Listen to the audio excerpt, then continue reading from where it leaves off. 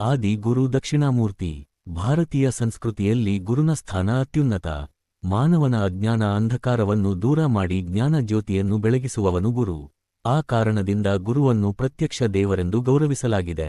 ತಾಯಂದಿರಲ್ಲಿ ತಾಯಿ ಜೀವನದ ಮೊದಲ ಗುರು. ಅವಳು ನೀಡುವ ಮೌಲ್ಯಗಳು, ಸಂಸ್ಕಾರಗಳು ಮತ್ತು ಮಾರ್ಗದರ್ಶನದ ಮೂಲಕ ಮಗು ಮೊದಲ ಪಾಠಗಳನ್ನು ಕಲಿಯುತ್ತದೆ. ನಂತರ ವಿದ್ಯೆಯನ್ನು ಪಡೆಯಲು ವ್ಯಕ್ತಿ ಗುರುವನ್ನು ಆಶ್ರಯಿಸುತ್ತಾನೆ. ಶಿಷ್ಯನು ಪಡೆದ ಜ್ಞಾನವನ್ನು ಮತ್ತೊಬ್ಬರಿಗೆ ಹಂಚುವಾಗ ಗುರು ಪರಂಪರೆ ಮುಂದುವರಿಯುತ್ತದೆ. ಜ್ಞಾನವಿಲ್ಲದ ಜೀವನವು ಬೆಳೆದಿಲ್ಲದ ಹೊಲದಂತಿದೆ ಎಂಬ ಚೀನಿ ಮಾತು ನಮ್ಮ ಜೀವನದ ಸತ್ಯವನ್ನು ತೆರೆದಿಡುತ್ತದೆ.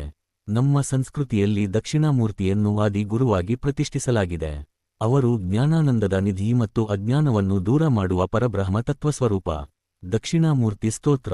ಗುರವೇ ಸರ್ವಲೋಕಾನಾಂ ಭಿಷಜೇ ಭವ ರೋಗಿಣಾಂ ನಿಧ್ಯೇ ಸರ್ವವಿದ್ಯಾನಾಂ ದಕ್ಷಿಣಾಮೂರ್ತಯೇ ನಮಃ. ಈ ಶ್ಲೋಕದಲ್ಲಿ ದಕ್ಷಿಣಾಮೂರ್ತಿಯನ್ನು ಮೇಧೆಯ ಮೂಲ ಮತ್ತು ಜ್ಞಾನದ ನಿಧಿ ಮತ್ತು ಲೋಕದ ಗುರು ಎಂದು ಸ್ತುತಿಸಲಾಗಿದೆ. ವಟವೃಕ್ಷದ ಕೆಳಗೆ ಮೌನ ಮುದ್ರೆಯಲ್ಲಿ ಉಪದೇಶ ಮಾಡುವ ದಕ್ಷಿಣಾಮೂರ್ತಿ.